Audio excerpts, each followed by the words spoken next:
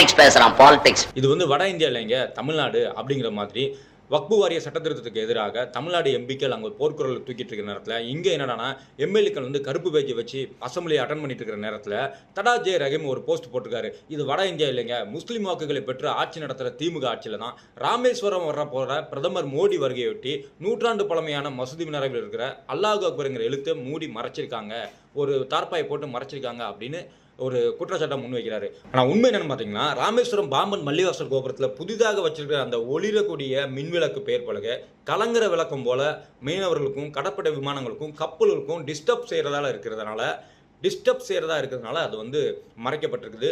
மேலும் கடலில் போகிறவங்களுக்கு இந்த போர்டு இடையூறாக இருந்தால் அதை நாங்களே நீக்கிறதுன்னு ஜமாத்தே சொல்லியிருக்கிறாங்க.